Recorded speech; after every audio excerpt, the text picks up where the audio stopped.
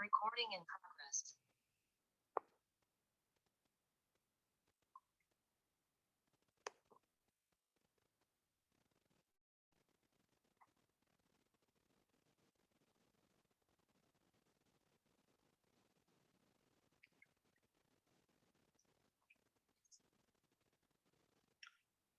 So good afternoon. My name is Dr. Richardson. This is lecture 10 of the course entitled An Introduction to Linear Algebra Using Python. My email address is listed below, srichards22@comcast.net, and you're invited to send me questions regarding course lectures, problem set solutions, typos, so you may discover concepts you're having problems with, any and all of the above. Again, remember that learning is not a passive activity. It's important to take notes as you go through the notes. That's a better way to bring home the essential ideas and examples worked in lecture. Excuse me. You definitely need to do the problem sets, otherwise you'll get nothing out of this course. The problem sets are cumulative, so you shouldn't try to master problem set 9 until you've looked at the preceding 8 problem sets. Problem set 10 will be posted at the appropriate site sometime later on this evening. And the solution key to problem set 8 will be available late tomorrow. Again, you're encouraged to ask questions, and you may find a ruler to be useful. This afternoon in lecture 10, we're going to tackle 2 problems. One is the issue of the change of basis problem in linear algebra. And the second is we're going to begin to talk about the eigenvalue problem in linear algebra.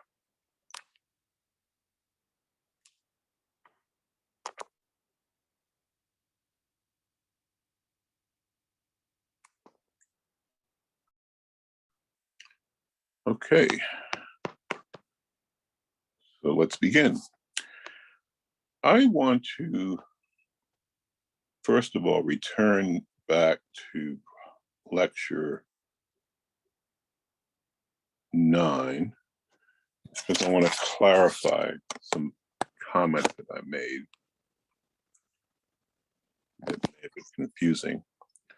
So last time I talked about the projection matrix. In this case, it's a square matrix of order 2. And what this projection matrix does is, if you're given a 2-dimensional vector and you act on that vector with the projection matrix, you can show, we showed this last time, that what the projection matrix does, it produces the coordinate v sub x on the x-axis. And what I should have said last time is that in this example, the projection matrix projects the vector v onto the positive x-axis. I misspoke and I said it projects it on the e hat 1 axis. And that doesn't make much sense because e hat 1 and e hat 2 are just unit vectors. So similarly, I wrote down another example of a projection matrix. And it's the same story. This is called a projection matrix. And you can check last time what it does. But what I really meant to say was that it projects the vector v on the positive y axis, not positive j hat. Positive j hat is a unit vector, or positive e hat 2. Similarly, last time I wrote down a reflection vector.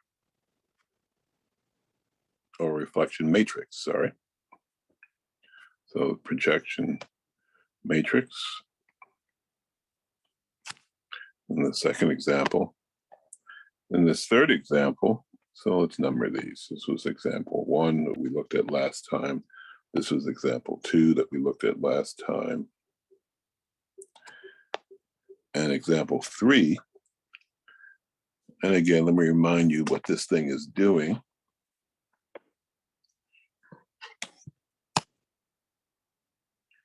This was an example of something called a reflection matrix.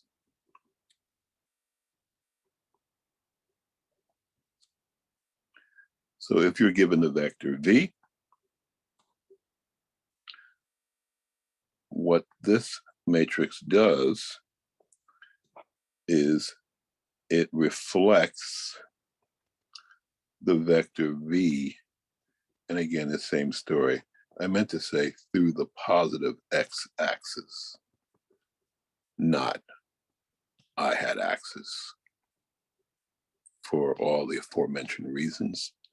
And finally, I looked at another example of a reflection matrix. Again, it's of order 2. This is what happens when the previous case. And here, this is an example of a reflection matrix. And what it does is it reflects V, and what I should have said was it reflects it through the positive y-axis, not positive j-hat.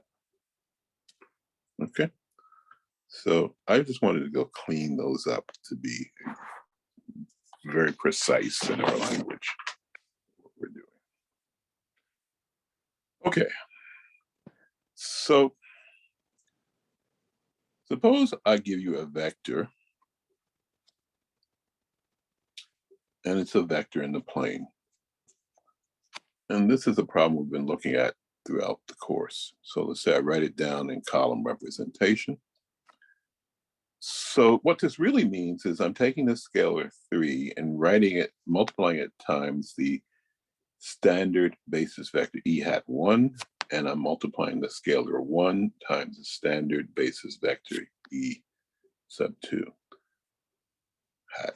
So e sub 1 hat is 1, 0. E sub 2 hat is 0, 1. And these guys are referred to as standard basis vectors.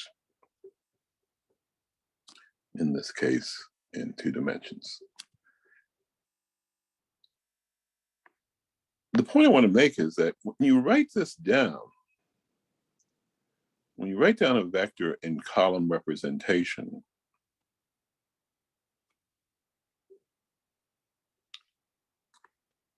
there is always understood an underlying basis.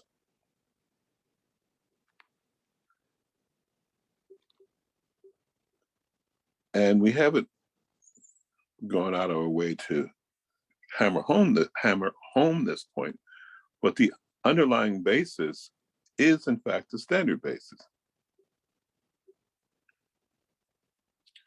Because V is just 3 times E hat 1, which is that, plus 1 times E hat 2, which is that, multiply and add all those together, and you get that.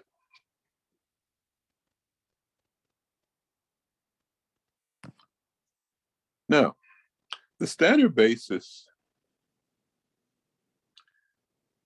is important, or standard basis vectors are important in linear algebra, but not unique.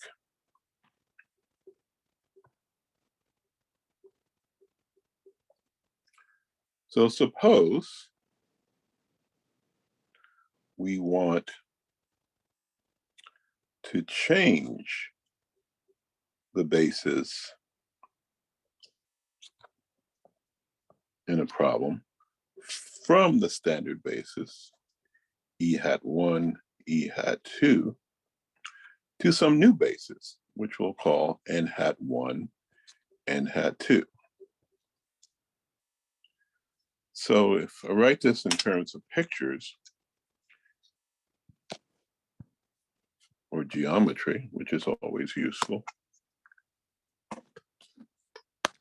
here's a vector, v, and I'll just write it again over here, same vector, same length, same direction. And the point I'm trying to make here is that this first vector has to be defined with respect to a coordinate system,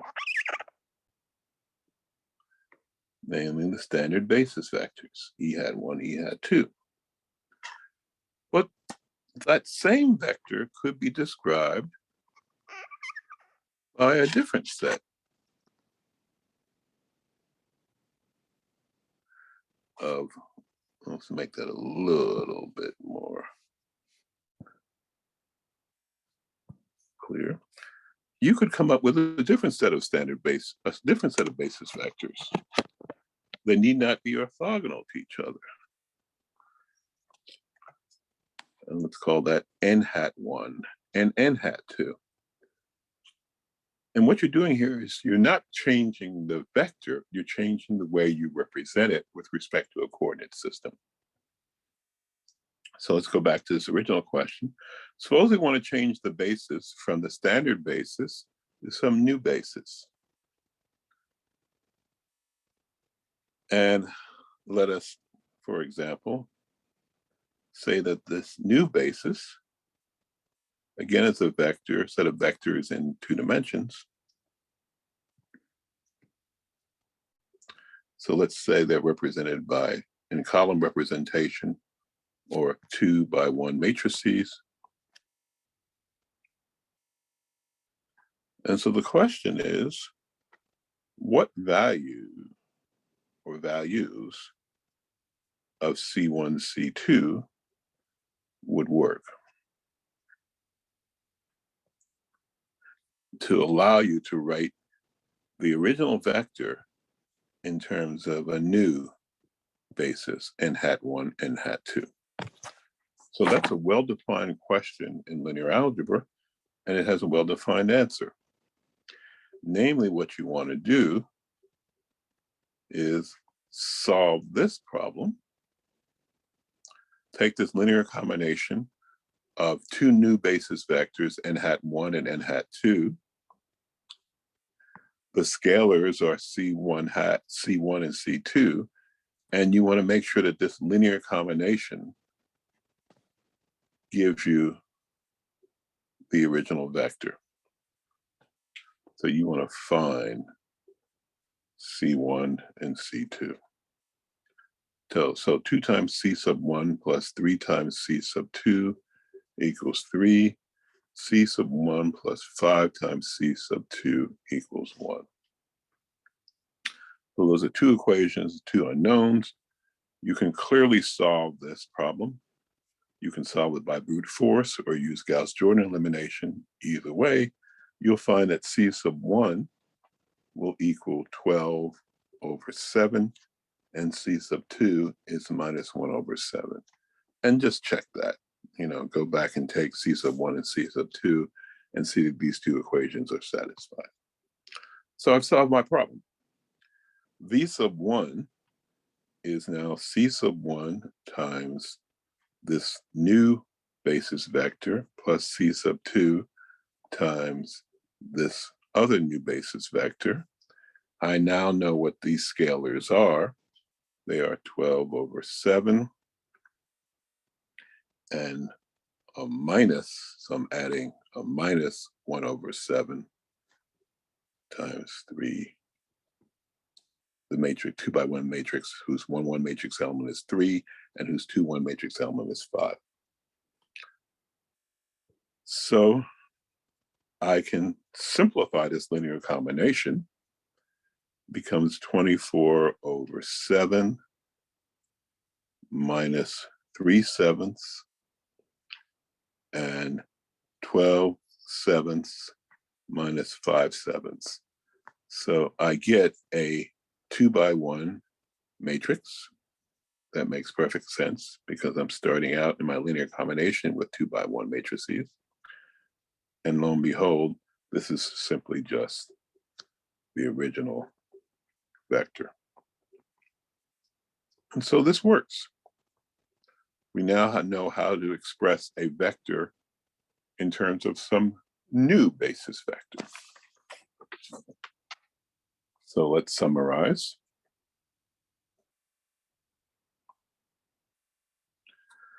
So when I give you a vector or I write it down in column representation, I should be a little bit more careful because what I'm doing is I'm implicitly writing that vector in terms of the standard basis vectors, which are e hat 1 and e hat 2, or they're given by 2x1 unit vectors that we've seen many, many times before. So V represented in terms of the standard basis vectors is just 3 times that standard basis vector e hat 1 plus 1 times this standard basis vector, which is the same thing as this.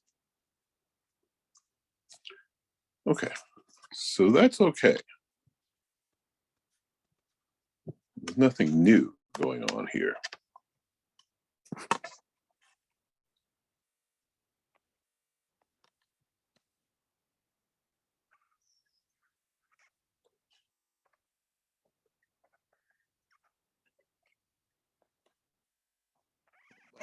Off. Now, what's new is that you could write the same vector with respect to a new basis, b prime. And it would have a new set of coordinates. And we've calculated what they are. And this new basis, b prime, has new basis vectors, e hat prime 1 and e hat prime 2. And for the example we just looked at, they were given by 2x1 matrices that we picked in this problem as such. So v sub b hat prime is just 12 over 7 times e, excuse me,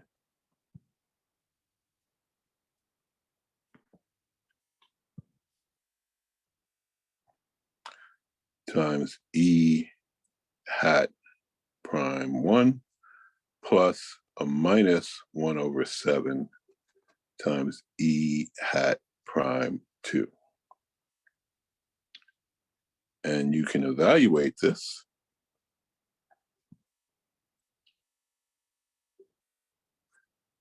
in terms of a scalar multiplication. It's multiplying a scalar by a vector and then combining that with another creature that comes from taking a scalar and multiplying it by a vector. And lo and behold, when you do this, you get, in fact, the original vector. So the moral of the story is that the vector does not change. It's how you represent it. So the physical vector doesn't change. It's how you represent it with respect to a basis. So this result makes sense since we only change our basis of how the matrix or the vector, misspoke, sorry, is represented. not the actual vector itself. We're not changing the physical vector. And again, go back to this original picture here, okay? These two schemes, scheme 1 and scheme 2, the physical vector is the same. It's how I define it with respect to a coordinate system that's different. And up to now, I've always been using the standard basis vectors, which are orthogonal, but there's nothing special about that. I could pick a problem where the basis vectors are not orthogonal, like over here, n hat 1, n hat 2. Okay, so we have seen how this works in general. What we have just discussed is called the change of basis problem.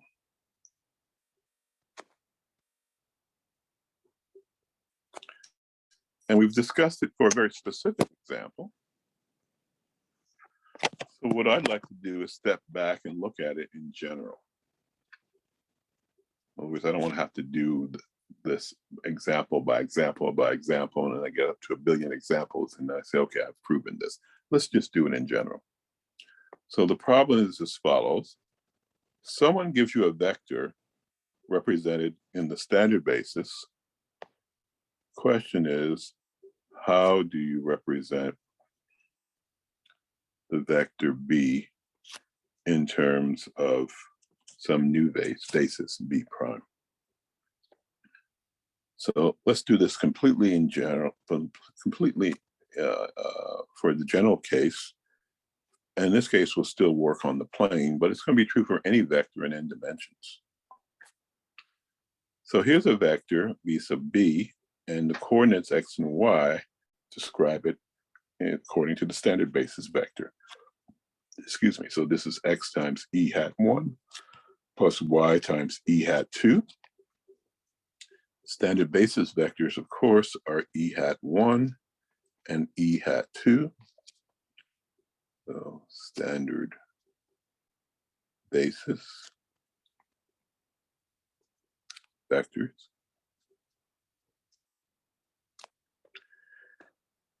And I now want to consider the same vector, but now it's written down in terms of a new vector, b sub b prime. So that means that these coordinates are different. I'll call them x prime and y prime. And so that means you could write v sub b prime as x prime times e hat 1 prime plus y prime times e hat sub 2 prime. And b prime is a new basis.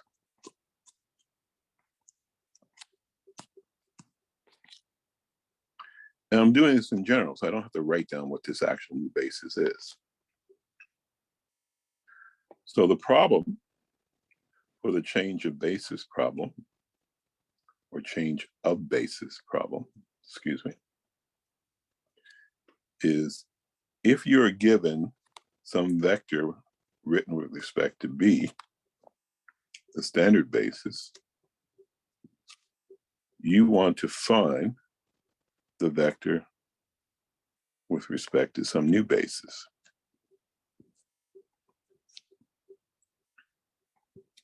B prime. Or, I can write this another way. If you're given x and y, what you want to do is find x prime and y prime.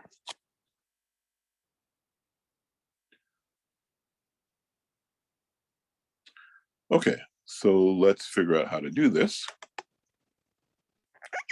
Here our ruler comes into play. So here's a standard basis vector e hat 1. Here's e hat 2. It's orthogonal to e hat 1.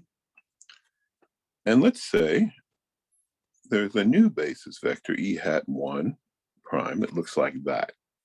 Completely arbitrary representation. And let's say there is a new basis vector that looks like that. And let's call her E hat prime 2. So I would like to find out what E hat prime 1 is. Well, I know it's going to depend upon E hat 1 and E hat 2. There's going to be some dependence upon those two guys. You can build E hat 1 with a knowledge of E hat. You can build E hat 1 prime with the knowledge of E hat 1 and E hat 2. This knowledge is going to be buried inside some coefficients, which I'll just call A and B. So E hat 1 prime is a vector that just in coordinate representation is just that. Similarly, E hat 2 prime will be generated from some knowledge of E hat 1 and E hat 2. That knowledge is going to be different because it's a different vector. So let's call these prefactors or scalars C and D. And so E hat prime 2 is going to be C, D. So you are given that your vector V hat V, your vector V sub B prime, tongue twister, your vector V sub B prime is X prime E hat 1 prime plus Y prime E hat 2 prime. So this is what you're given. Well, I can rewrite this in terms of E hat 1 and E hat 2 through these relations, which I'll call 10(1) and 10(2). So in particular, V sub B prime is really X prime times A E hat 1 plus B times E hat 2 plus Y prime times C times E hat 1 plus D times E hat 2.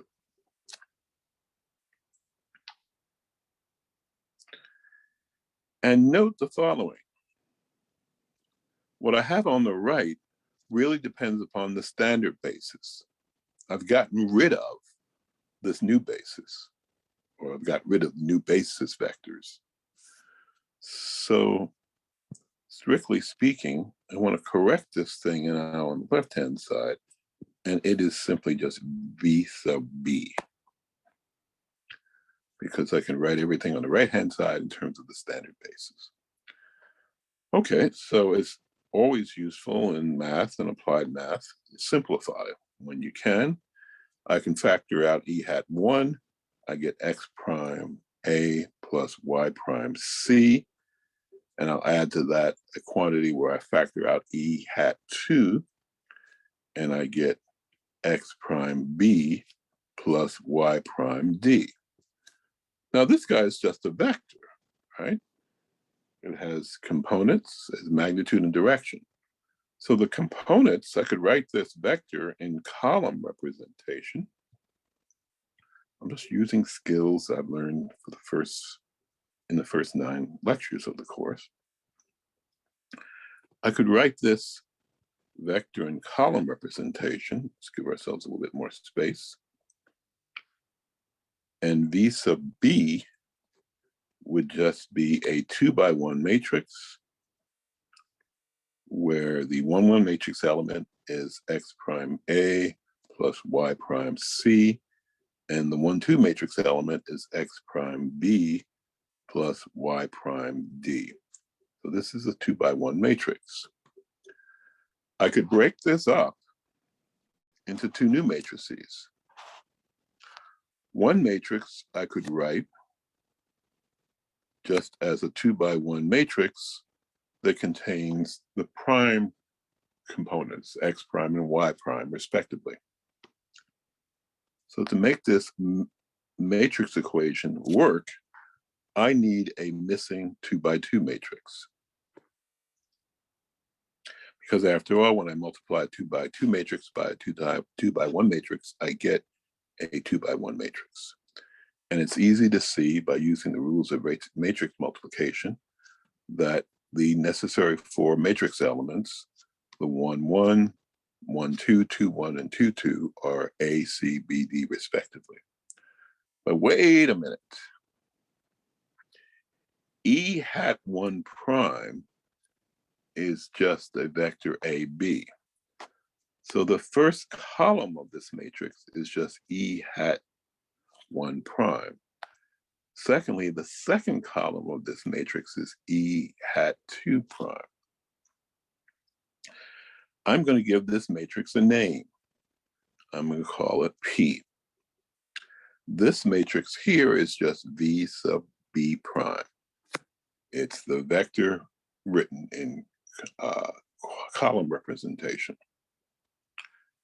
And this is, on the left-hand side, V sub B. So I have, with a few algebraic manipulations and using matrices, using matrix algebra, I've discovered a very nice formula. It tells me how to go from V sub B prime to V sub B. What I need is a matrix. This matrix has a name. We'll call it the change of bases matrix. And this formula in the rectangular box we'll call the change of bases formula. So if you're given V sub B prime, this formula tells you how to calculate V sub B, provided you can build the change of basis matrix. Now, it's also true that you can manipulate this change of basis formula. If the inverse of P exists, then you can left multiply both sides of this formula by this, and you'll get another way, an alternate way of writing V sub B prime in terms of V sub B.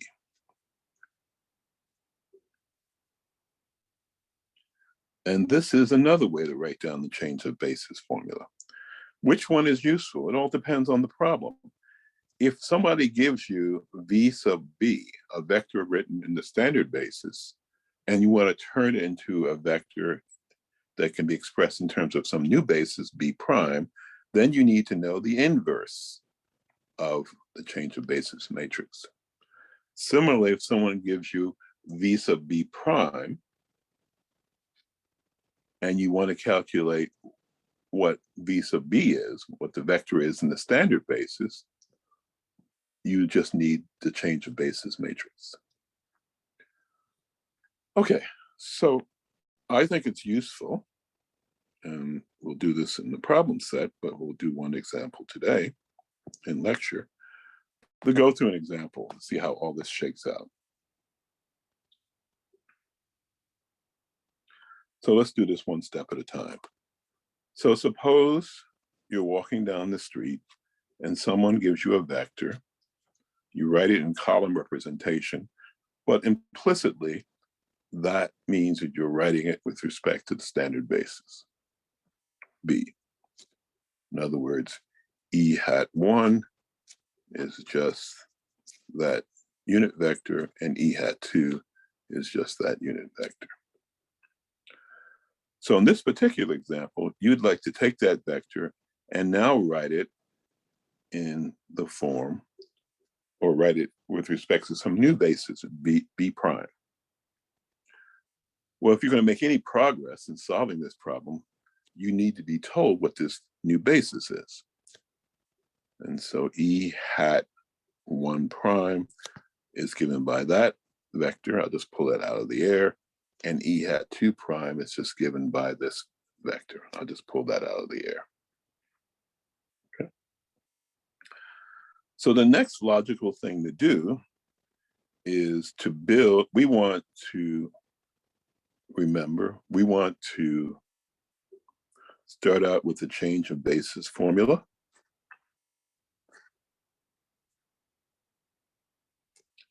So there it is. So this is the change of basis. Keep saying in, I mean change of basis formula. Try to get out of that old habit. But this form is not particularly useful because I'm given v sub b, and I want to find v sub b prime. So what we need is, in fact, v sub b prime. We need to recognize that v sub b prime is the inverse of the change of basis matrix times v sub b. So this is here, P is the change of basis matrix. And here we have the inverse of the change of basis matrix. Okay, so let's proceed further. I need to find the inverse of the change of basis matrix. That's jumping ahead and making our lives a little bit more complicated. Let's just find the change of basis matrix first. All that is a matrix whose columns are the new basis vectors, e hat 1 prime and e hat 2 prime. In other words, go back and look at our derivation here. To build the change of basis matrix P, you just you build a vector, and the first column is just e hat 1 prime. The second column is e hat 2 prime. So in this particular example, the first column looks like that. The second column looks like that. Now you're on a roll. So the next thing we need to do is take the inverse of the change of basis matrix. And since this change of basis matrix is a square matrix of order 2, this is easy to do, right? This is just 1 over the determinant of P. And I have a 2 by 2 matrix that I can write by just interchanging the 1, 1 and the 2, 2 matrix elements. And then I take the 1, 2 and 2, 1 matrix elements and just multiply them by a minus sign. When you work that out, that's minus 1 over 4, minus 1, minus 1, minus 3, 1. And therefore, the inverse of the change of basis matrix is a matrix of order 2. And it looks like this.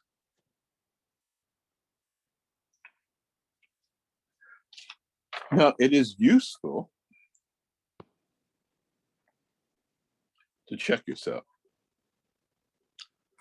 So it's useful to make sure that, in fact, you've done the calculation correctly. Check that the inverse of the change of basis matrix times the change of basis matrix is, in fact, the identity matrix. So we will do that for this simple case. Here are the corresponding matrix elements for the inverse of the change of basis matrix. Excuse me. Here's the original change of basis matrix.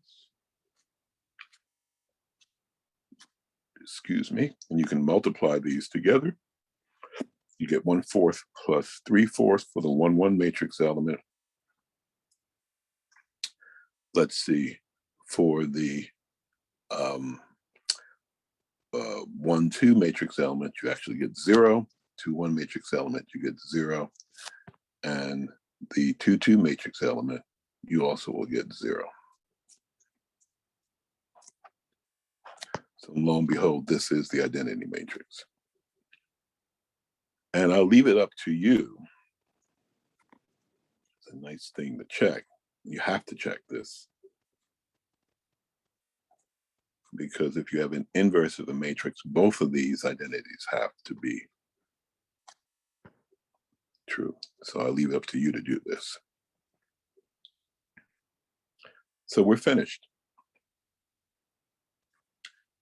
V sub B prime is just the inverse of the change of basis matrix times V sub B. What are these guys? They are as follows. The inverse, the change of basis matrix is a 2 by 2 matrix. Taking its inverse also gives you a 2 by 2 matrix. And V sub B is the original 2 by 1 vector.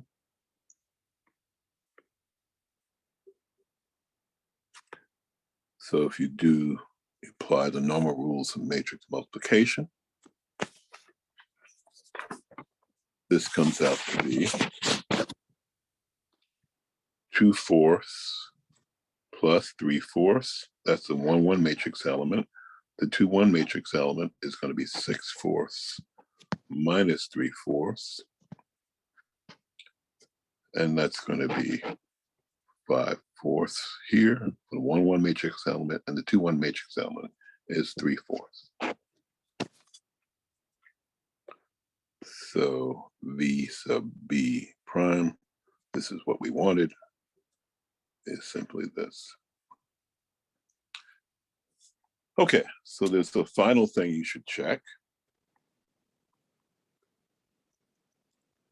Check that, in fact, V sub B prime is the same vector. So how do I do that? Well, V sub B prime is a vector that has coordinates, that's a 5, sorry.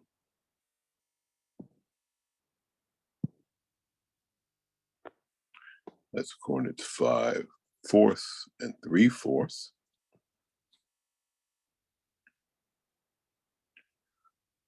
This guy is, in fact, 5/4 times E hat prime 1 plus 3/4 times E hat prime 2.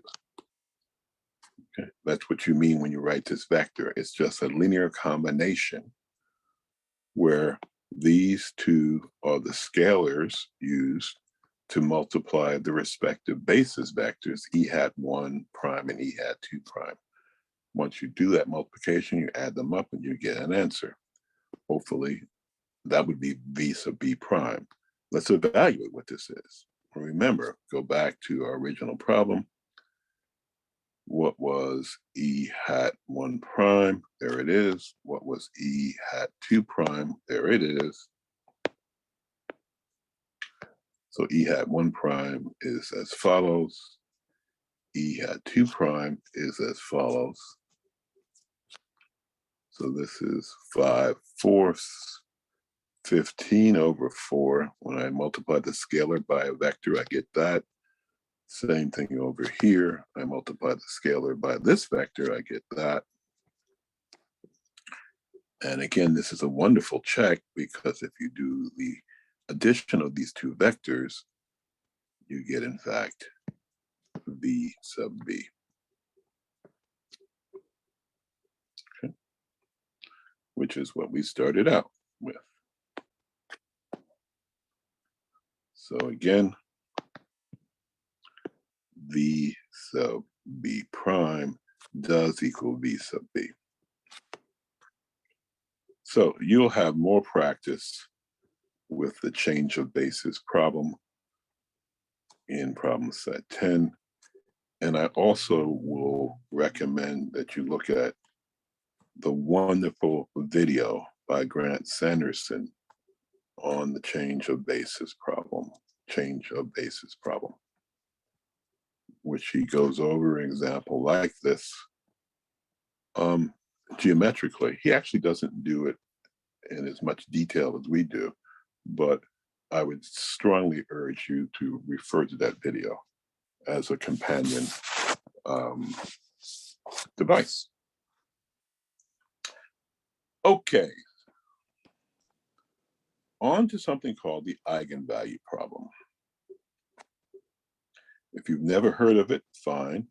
If you've heard of it, sometimes it's something that sounds confusing. And either way, I want to show you that it's pretty straightforward. It's not confusing at all. Once you sit down and ask, what are you really doing?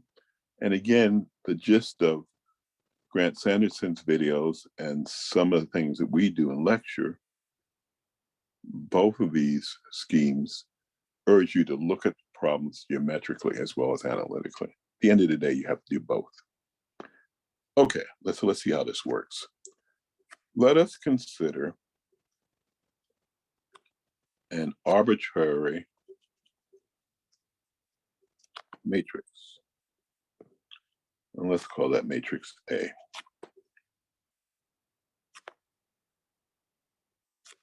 So it's a square matrix of order 2. So the question we want to ask is, what does A do when it acts on a vector, V? And if you are awake, you recognize we've seen this problem before. So here's a vector, here's a matrix A, here's a vector B. So we're going to do matrix vector multiplication.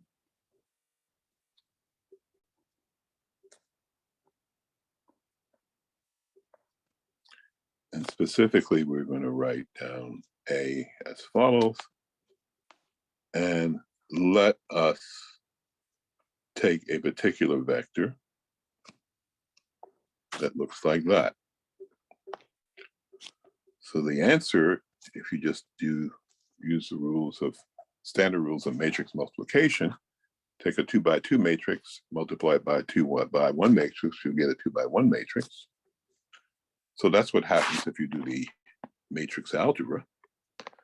Geometrically, what's happening is that your vector V is actually the unit vector in the positive x direction.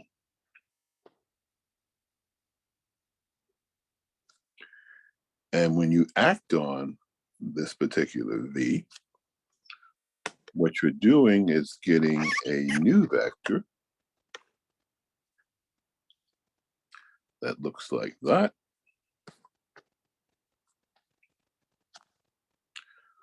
So clearly, the matrix A rotates the vector V counterclockwise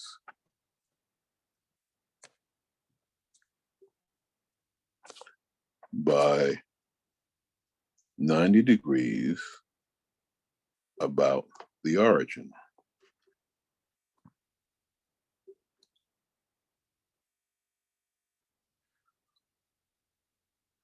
Now, there's nothing special about this particular vector because, in fact, if you took any vector and acted on it with this same matrix,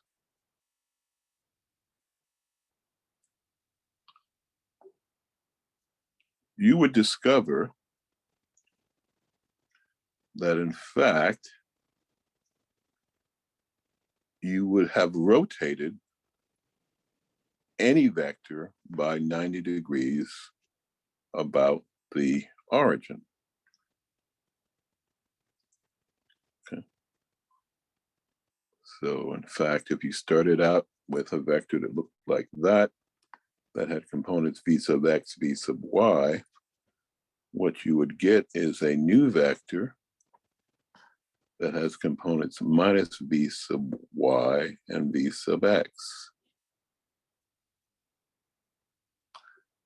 the x component now becomes minus v sub y, and the y component is positive, and it's v sub x.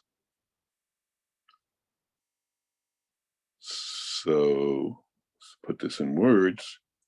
It turns out that our matrix A rotates every vector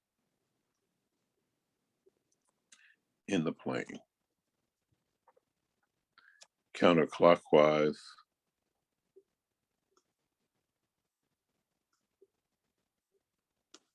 by 90 degrees, pi over 2 radians. Okay, so let's look at another example.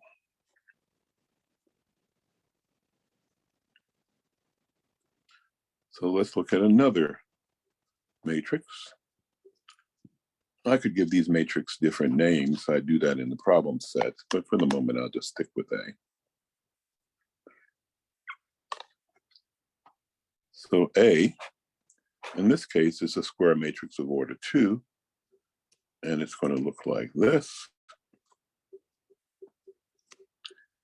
And so let us pick a vector, same vector. Let's pick the unit vector in the positive x direction and ask what happens when A acts on V.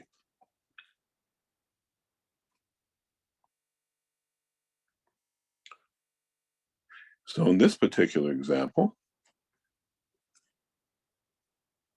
I can write this out, use the rules of matrix multiplication, and I'll get minus 1 times 1 plus 4 times 0, that's minus 1, and 2 times 1 plus 5 times 0. And this is I'm going to use minus 2 here, sorry. And so this becomes minus 2. So my vector B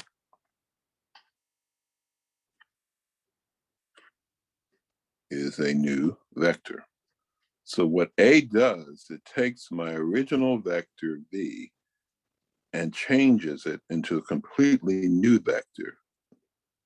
Sorry, A takes my original vector B as in victory and turns it into a new vector B as in boy. What does that new vector look like? Well, in this particular example, it's easy to figure out what's going on.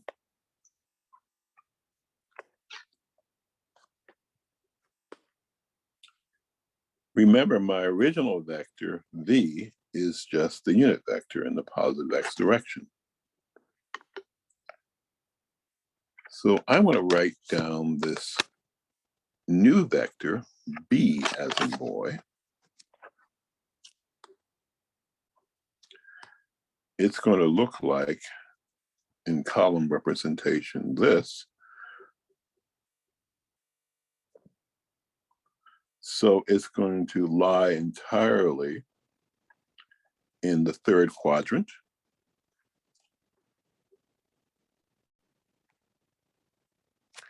And it's easy to show that the magnitude of B is not the same as the magnitude of V.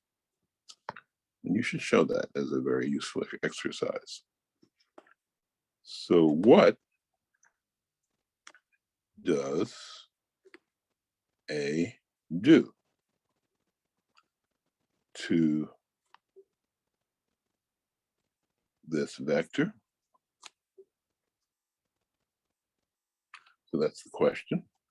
The answer is it rotates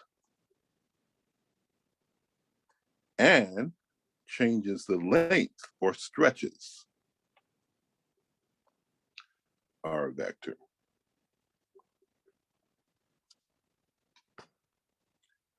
Okay.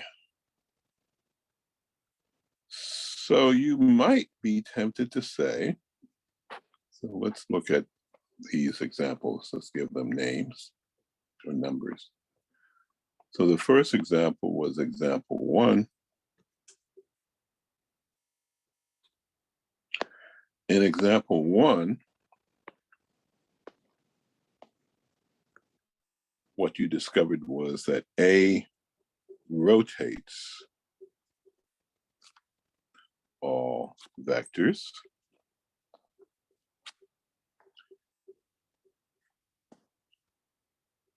Example 2, it looks like A rotates and stretches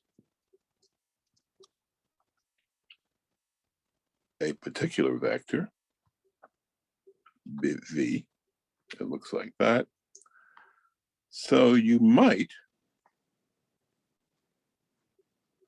be tempted to say, oh, by analogy with example 1, in example 2, A is going to rotate and stretch but rotates and stretches all vectors. And so this is the assumption that you're going to make. So we're going to stop for a break in a minute. That's a wonderful assumption. You're basing it on your experience with example 1, but you have no right to assume that what happened in example 1 also applies to example 2. So in terms of this assumption, you will see after the break that you would be wrong. That all vectors, when acted on by A in example 2,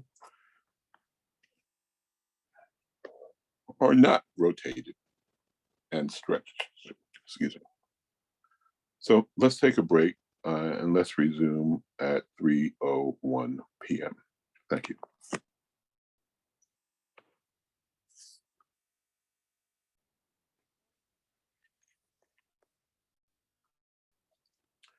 Okay, so let's continue where we were.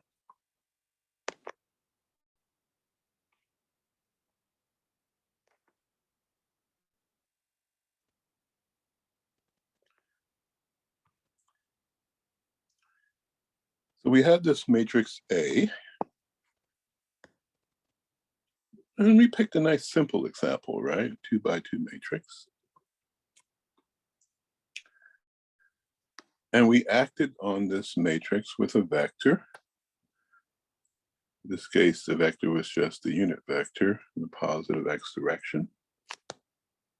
And we got a new vector, B. And B is just the result of rotating and stretching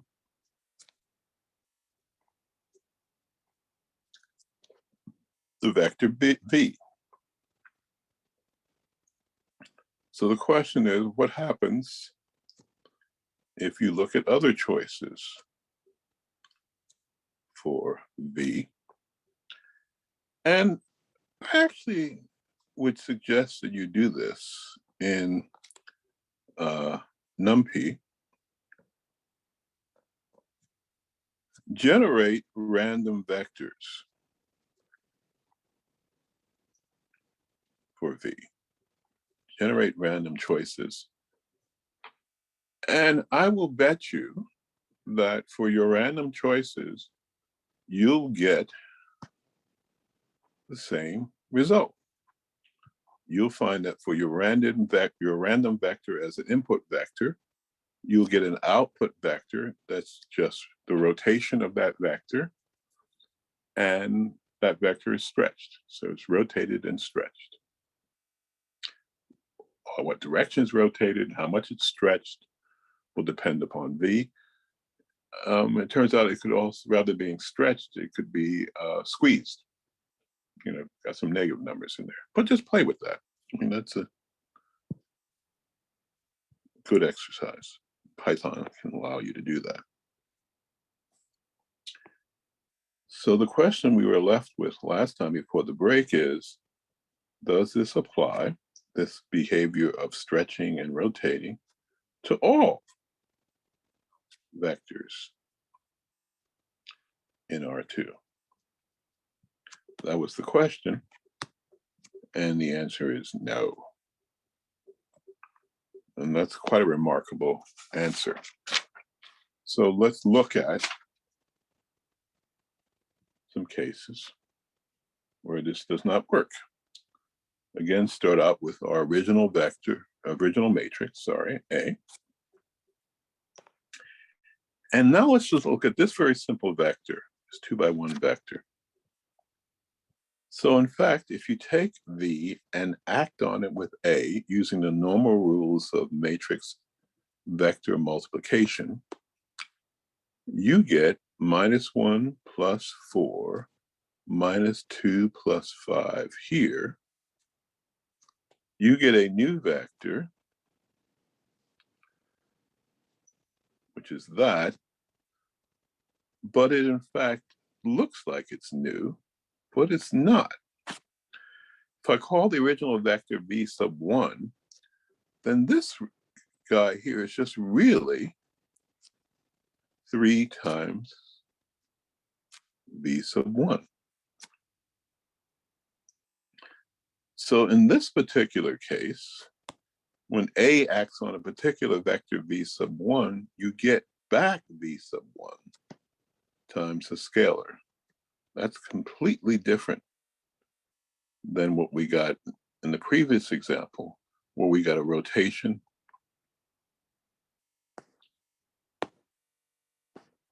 and a stretch. Now, it turns out that's not the only vector in the plane that acts in a strange way. Let's take the vector V sub 2. And again, using the rules of matrix vector multiplication, let's find out for this example what happens when you act on V sub 2. So in this particular case, the rules of matrix multiplication are going to give you -2 plus 4, the regular rules of matrix multiplication, and -4 plus 5. And if you simplify this, you get 2, 1 in the 1, 1 and 2, 1 positions. But that's just V sub 2. So in this example, when A acts on V sub 2, it doesn't rotate it, doesn't stretch it. Sorry, it doesn't rotate it and stretch it, or it doesn't rotate it. What it does is it gives you back the same result. So it really does nothing to V sub 2. In this case,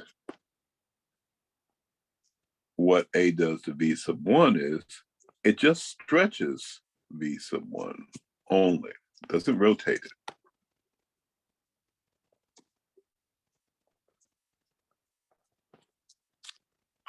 Or a fancier way is it scales V sub 1 by a factor of 3.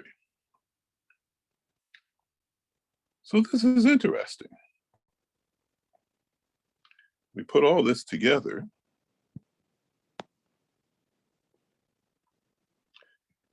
If I have a matrix and it acts on a vector, it typically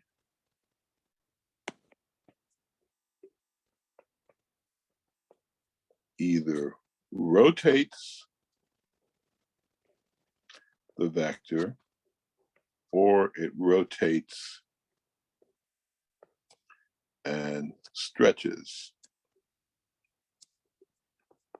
the vector to give you a new vector. So V as in victory and B as in boy are new vectors different vectors. What we have discovered in this simple example is that there are two vectors.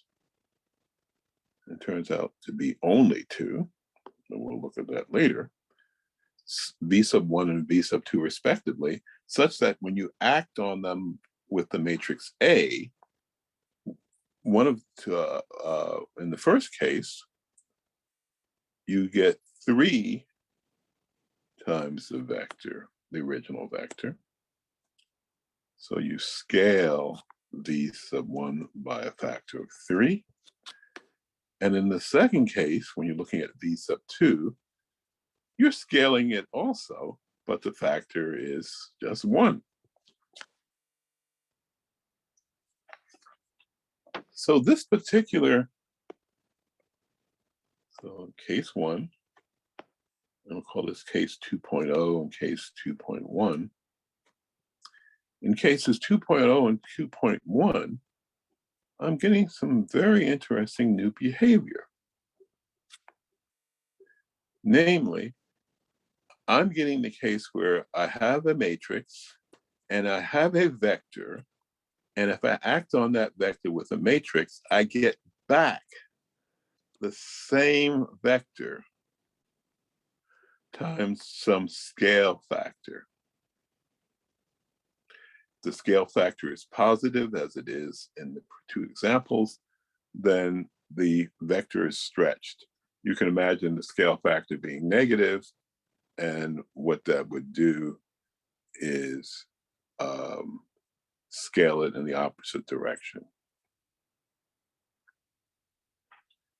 So this equation has a name. It's called the eigenvalue equation.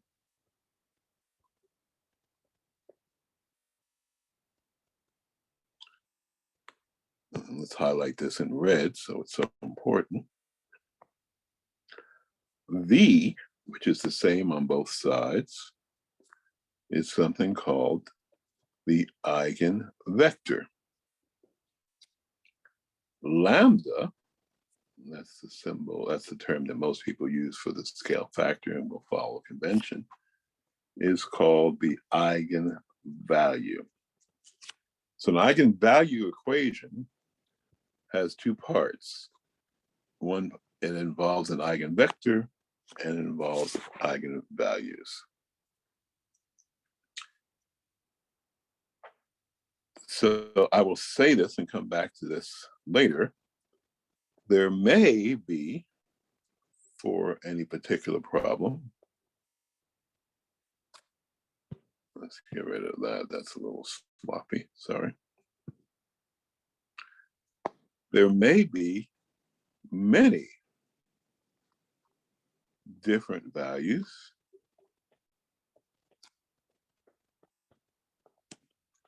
of lambda. These are eigenvalues.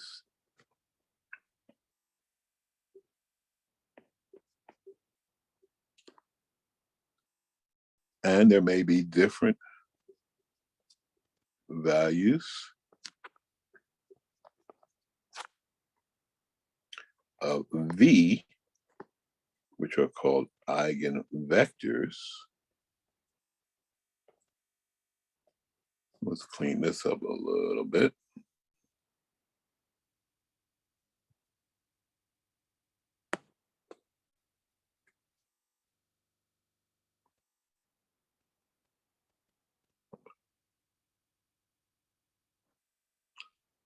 That correspond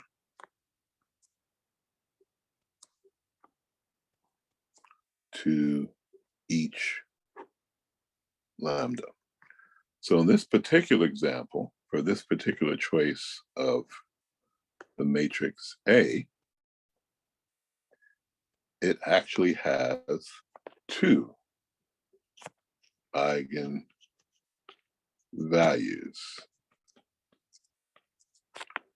Lambda 1 is 3, and lambda 2 is 1. What the eigenvectors are, we'll worry about later.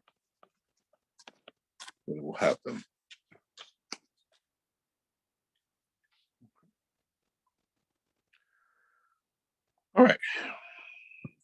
So we're at a very useful fork in the road. We have to ask and answer two questions. I had gave you an example where I just pulled out of the air an eigenvector. So actually we did have the eigenvectors. I said one was b sub 1 and one was b sub 2. I didn't tell you where I got that from. I just said that's what they are. So we need to, we do in this problem, I do tell you what the eigenvectors are, and then you can find the eigenvalues. But in most cases, you're not going to be that lucky. So we need to come up with a scheme where we can calculate the eigenvalues and eigenvectors for a given matrix A. And that's a problem we're going to spend the rest of the lecture today on. The second question is, okay, once you have this technique and you can understand how to use it, and you will also look at this in problem set 10, which will be available in its normal resting place tomorrow.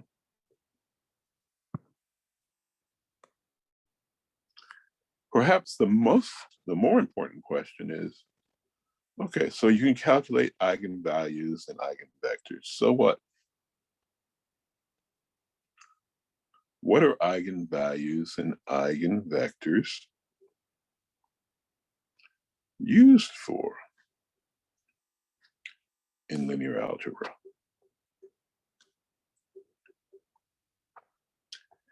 And in some ways, that's the more important or fundamental question. But you have to do this one step at a time. Okay. So, and again, we will look at this problem the next lecture next week. And we'll go through some possible additional exercises in problem set 11. Okay. So let's get started.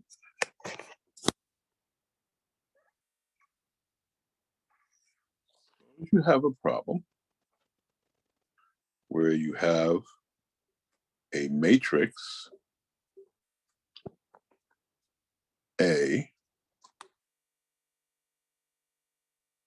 and we want to answer the following question: how do we find its eigenvalues? That turns out to be a relatively easy step. And its eigenvectors. And that's a little more challenging.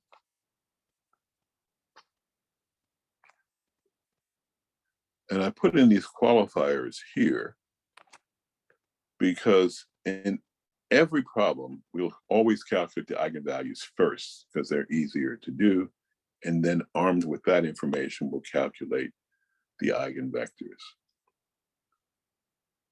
And again, what are eigenvectors and eigenvalues? They are creatures that satisfy the eigenvalue equation. That's what it is mathematically. This is a lowercase v. So let's make it so. So v are the eigenvectors. Lambda are eigenvalues. Note that I use the plural term here because there's no reason to assume that when you solve this problem, you'll just get one. So this is the eigenvalue equation or the eigenvalue problem.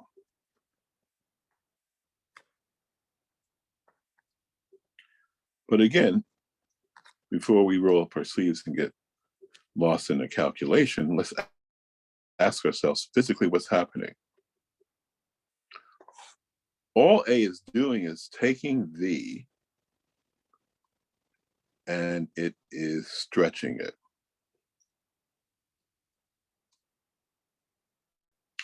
By a scale factor. And that scale factor is lambda. You start out with V and you end with V. And this is highly unusual because most matrices, when they act on vectors, they typically rotate and stretch them. So again, I will refer to my friend and colleague Grant Sanderson in problem set 10. He has a wonderful video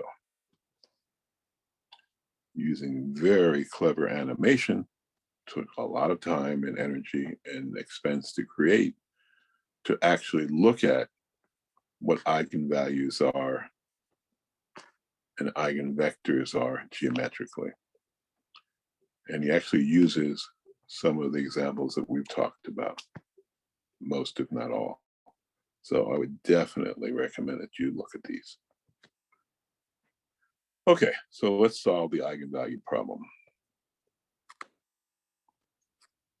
Let's set up the mechanism of how you would solve this, and then let's go through an example. So the first thing we have to recognize is that our matrix A must be square. And here I'm going to generalize it. So it's not just 2 by 2, but it should be n by n, has n rows and n columns. So the matrix, the eigenvalue equation is A acting on V, gives you V back times a scale factor. A has n rows and n columns. V has n row and 1 column. V on the right-hand side also has n rows and 1 column. And lambda is just a scalar. So I can write this down. Now, let's be careful. You might think that you can solve this by just dividing through by V. And you would get that lambda equals A or A equals lambda, and that makes no sense at all. And so the mistake you're making is that on the right-hand side, you do have a scalar times a vector, that's a vector. But on the left-hand side, you have a matrix multiplied by a vector, and that's going to give you a vector. So you just can't divide through by V. What you can do to make things a little clearer is you recognize that you have a matrix on the left-hand side, and you actually have a matrix on the right-hand side. It's just the identity matrix times acting on the vector V. Excuse me, another example of matrix vector multiplication. So I could rewrite this problem by just subtracting lambda times the identity matrix times the vector V from both sides of the equation. And this has to be on the right-hand side, the 0 matrix. And now I can factor out V from the left-hand side. And I get the following. This thing in parentheses is just a matrix. I don't know, let's call it C. And it's acting on a vector V to give you the 0 matrix. We have seen this before. We know how to deal with instances like this. Namely, for a non-trivial there clearly is a trivial solution to this problem, is when b equals 0. That's no fun, that's not interesting. But if you want to get a non-trivial solution to this matrix equation, where the matrix C acts on V to give you 0, for a non-trivial solution to this,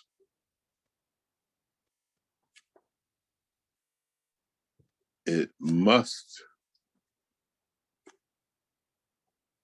be true that the determinant of C is in fact 0,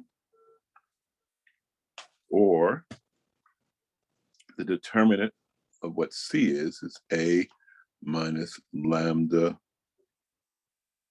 times the identity matrix. That has to be equal to 0.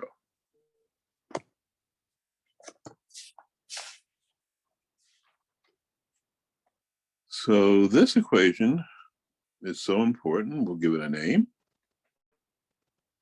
It's called the characteristic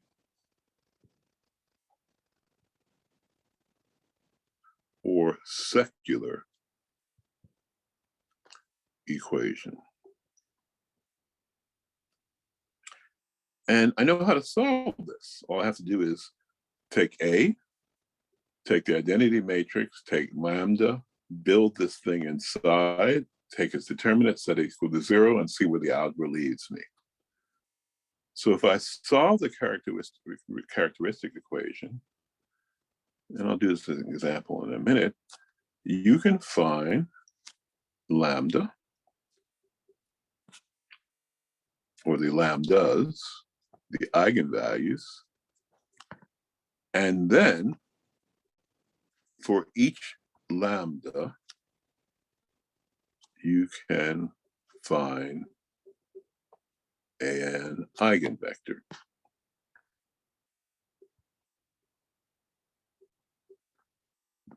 So that's the prescription. Okay. So like many, many things in this course, to drive things home, it's useful to go through an example. So let's go through example 1. Suppose I give you a matrix and I ask you to find the eigenvalues and eigenvectors. And again, plural. I have no reason to assume that these guys are just singular creatures. And I'm going to pick a nice example. I'm going to pick an example where I'm dealing with a square matrix of order 2. And slightly more involved matrices, I'll let you worry about in the problem set. So that's the problem. Okay, one step at a time. What's the very first thing you do? The very first thing you do is find the characteristic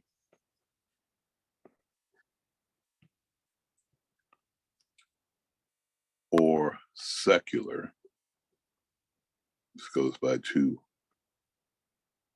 terms. Find the characteristic or secular equation for the problem. That's very simple. You take the matrix A and you subtract from it lambda times the identity matrix. In this case here, that would be -1 minus lambda for the 1, 1 matrix element. The 1, 2 matrix element is just going to be 4, because the matrix element of the identity matrix, the 2, 1 matrix element is going to be 0. So the 2, 1 matrix element is just going to be 4. Similarly, the 1, 2 matrix element is just going to be 1. There's no contribution from the 2, 1 matrix element from the identity matrix.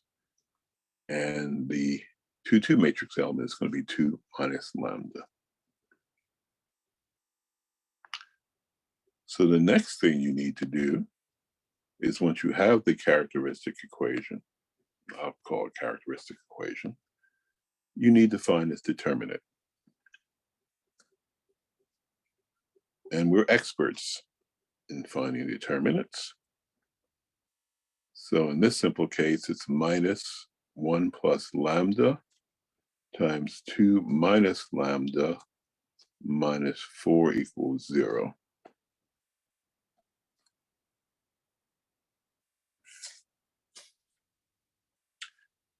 And if I multiply this out, I get 2 plus 2 lambda minus lambda squared minus lambda, or that's 2 plus lambda minus lambda squared plus 4, just multiplying everybody by minus 1. And I get minus lambda squared plus lambda plus 6 equals 0. Or I get lambda squared minus lambda minus 6 equals 0. So I get a second order polynomial.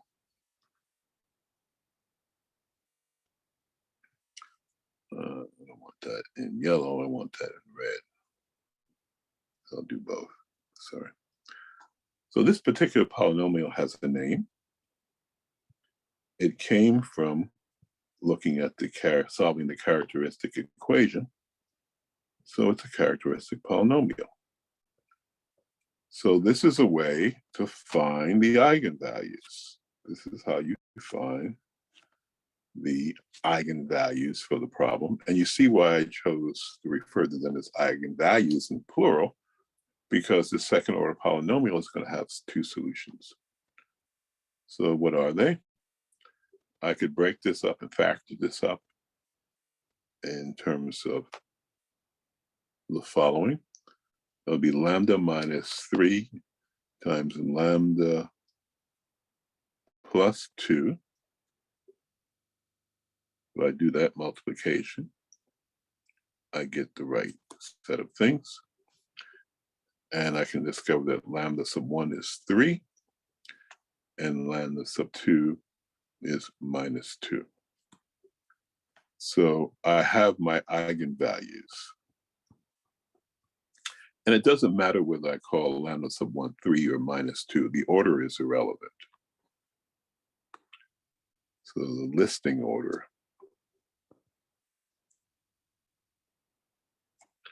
is irrelevant.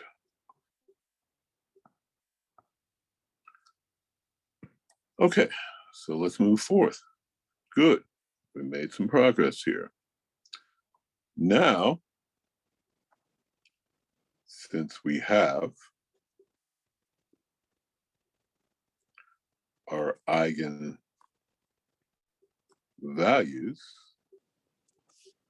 let us systematically find our eigenvectors.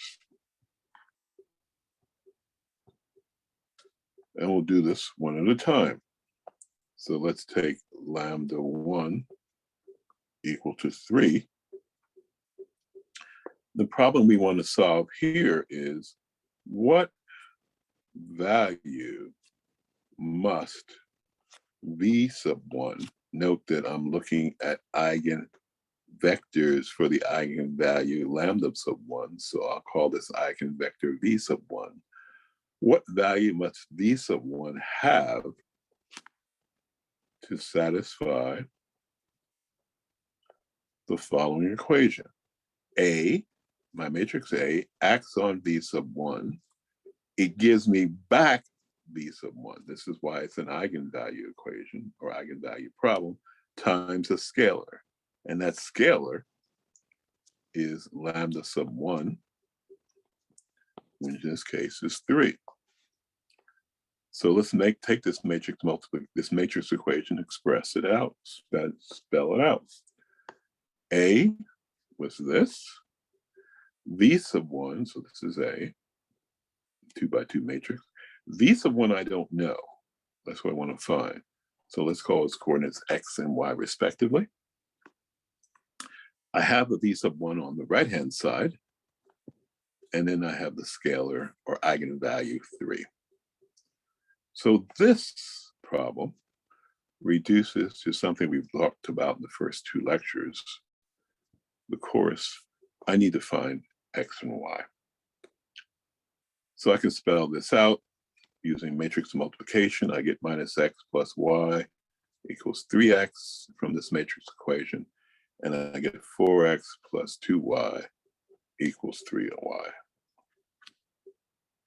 Or I get 4x minus y equals 0 from one equation, and I get 4x minus y equals 0 from the other equation. I mean, so I don't really need, fully charged phasors to attack this problem. I don't need Gauss-Jordan elimination. I could just write this down on brute force. So what you see is that I'm not going to get a unique value for x and y. I am going to get a solution that says that x and y are related, and this is how they're related. And so clearly x is arbitrary. So I know what v sub x is. V sub x looks like that, but that's just a matrix, a 2x1 matrix that has this form. And x is arbitrary, so I'm gonna let x be a, where a is an arbitrary constant.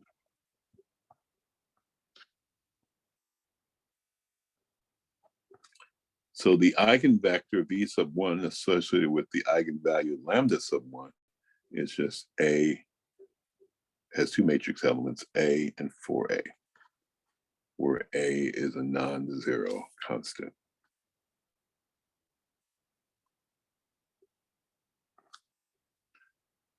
Okay, so for the first eigenvalue, lambda sub 1,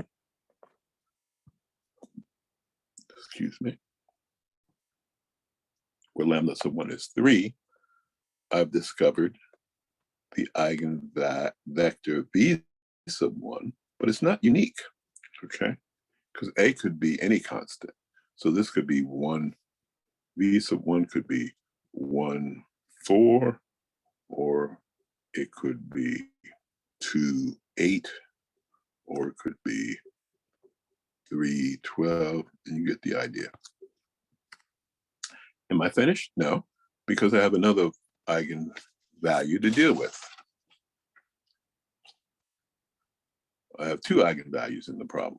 So lambda sub 2, we discovered back here,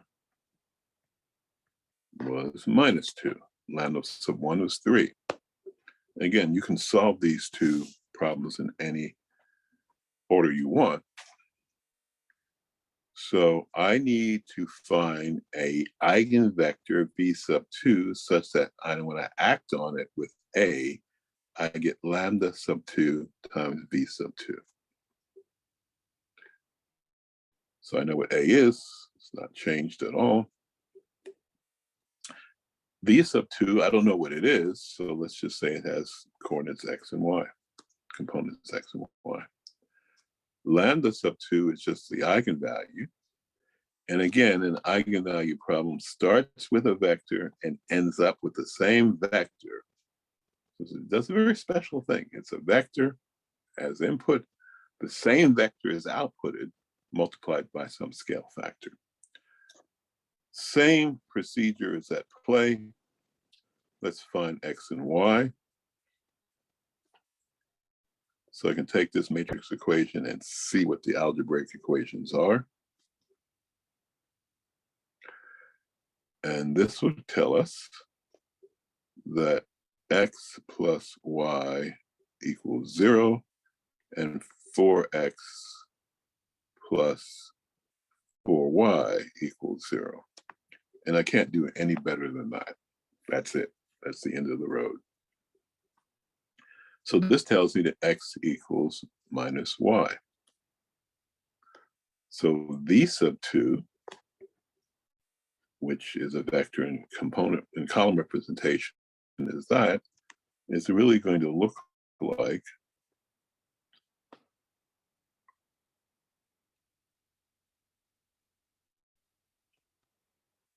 the following. I'm going to use a different convention here from the previous eigenvalue case. I'm going to let x equals b, so y equals minus b.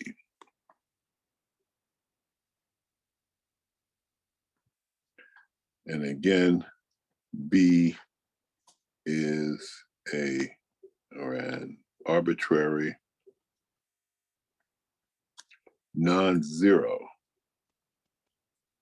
constant. So this tells me that v sub 2 is not unique. It could be this, or it could be this, or it could be this, and you get the picture. So you should also note something interesting, that v sub 1 and v sub 2 are in fact eigenvectors, but they are linearly independent. And I'm going to ask you to prove that.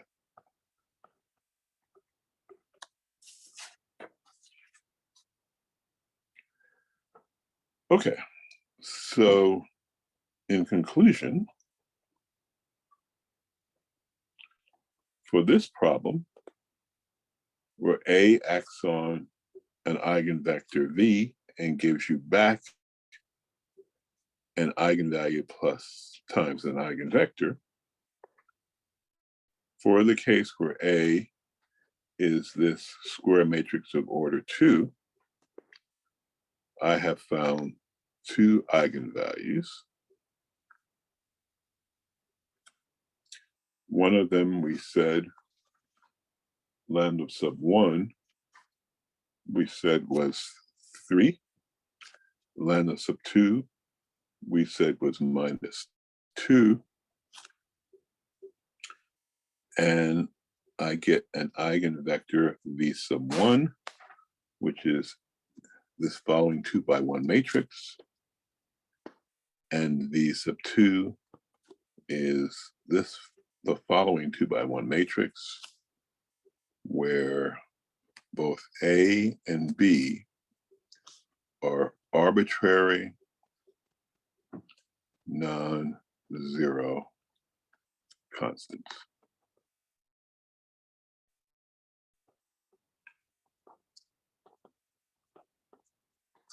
Okay. So this is a systematic way of actually calculating the eigenvalues and eigenvectors. The previous example, I just told you what the eigenvectors were, and we found the eigenvalues, but how did I know what the eigenvectors were? Well, if you go back to the previous problem, that's a good exercise. Go back to the previous example.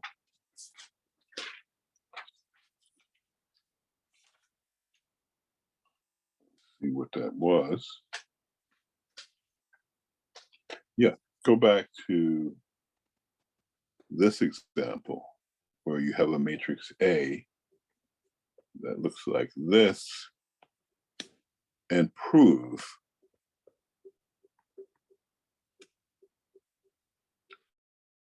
your results. In other words, go find the eigenvalues and eigenvectors for this problem.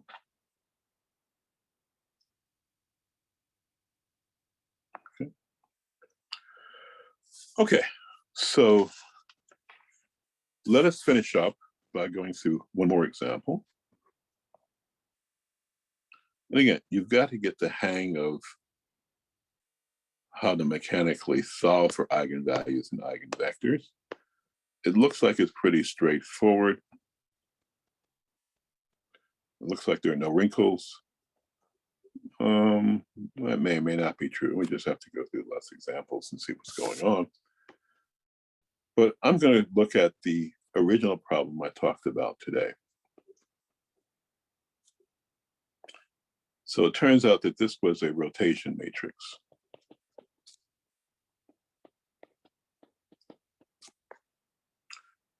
So the question I want to ask is, okay, if it's a rotation matrix, then what are its eigenvalues and eigenvectors? And does it have any? Because you told me a rotation matrix changed a vector.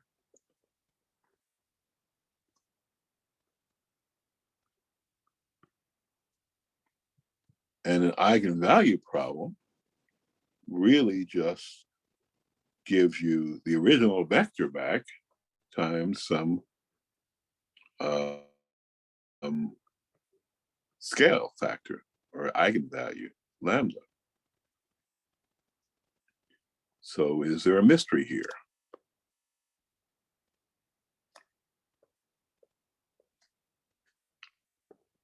And can we solve it? Well, let's go forward. Okay, so the way to do this, of course, is to write down the characteristic equation for this problem. And that is the matrix A minus lambda times the identity matrix. Its determinant has to be 0. A in this problem is a 2x2 matrix. The 1-1 matrix element is 0. The 1-2 matrix element is -1. 2-1 matrix element is 1. The 2-2 matrix element is 0. So in fact, the characteristic equation looks like the following. See if you agree with that. Next, write down the characteristic polynomial and solve for it. Solve it for its roots. So the characteristic polynomial would just be lambda squared minus plus 1 equals 0. Now you see something interesting. Lambda is plus or minus the square root of -1. So the eigenvalues are pure imaginary in this problem.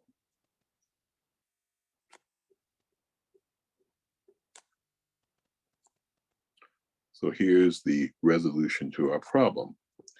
This matrix A is a rotation matrix, but it still has eigenvalues and eigenvectors.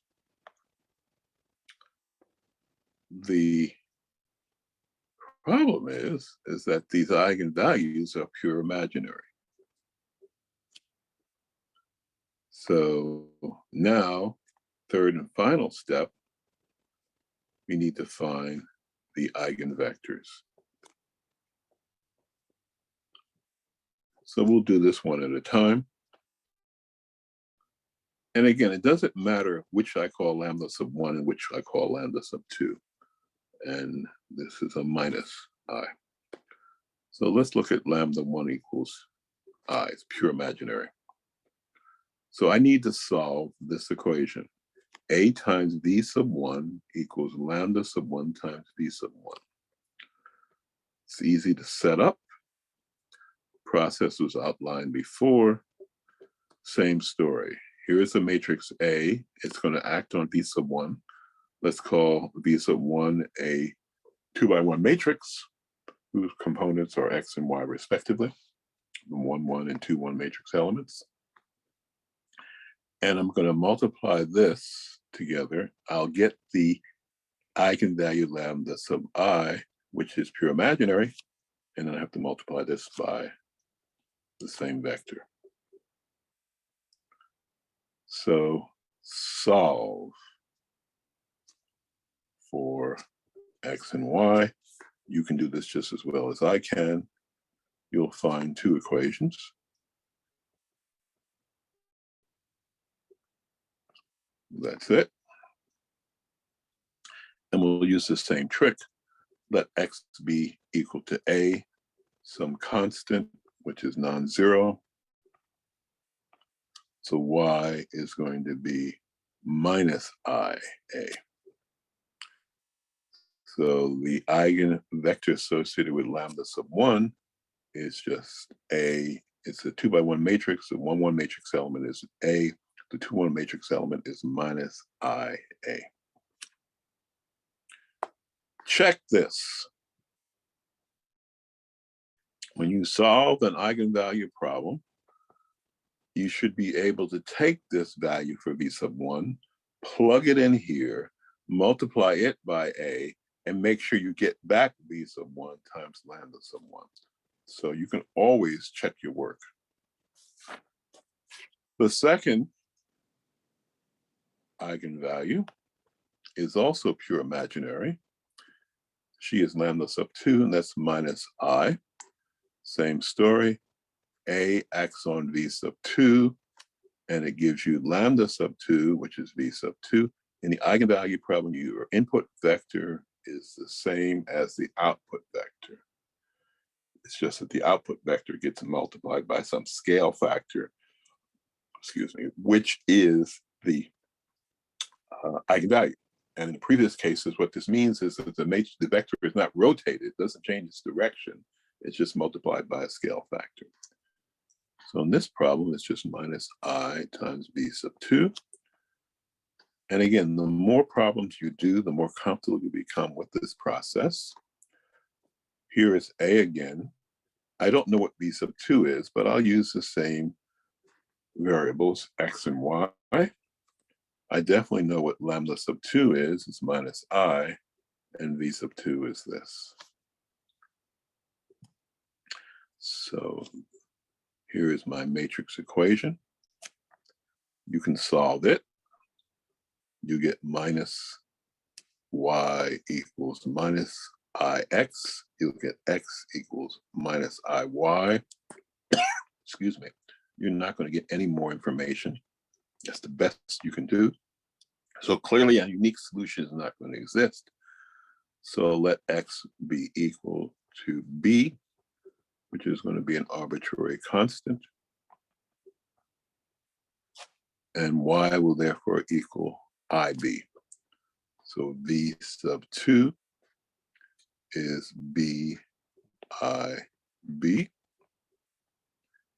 And so the solution to this problem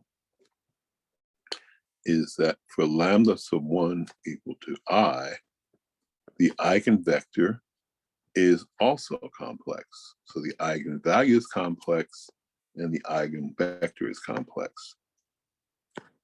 Note that the eigenvectors are not unique. They're known up to a multiplicative constant. Because A could be any non-zero scalar. And also lambda sub 2, the second eigenvalue for this problem, is in fact minus I. And v sub 2 turns out to be complex. So this is a very interesting problem because you actually are stretching the vector, but you're stretching it in the complex plane. And I don't know an easy way to visualize that and reconcile it with the fact that in the real plane, you're doing a rotation. So in this case, you have discovered that just because A is real doesn't preclude the fact that you could solve the problem and the solution is something that you could write in terms of complex eigenvalues and eigenvectors. So there are more examples that you need to work through in problem set 10, which again should be available in the normal spot tomorrow, sometime late tomorrow. The solution key to problem set 9 should be available in the normal spot late tonight. And I'll end with the following statement. We now can, let's clean that up a bit. we now can find eigenvectors or eigenvalues. You always find the eigenvalues first because they're easier to do. And then you tackle the more complicated task, eigenvectors. The remaining question is, what do we do with them?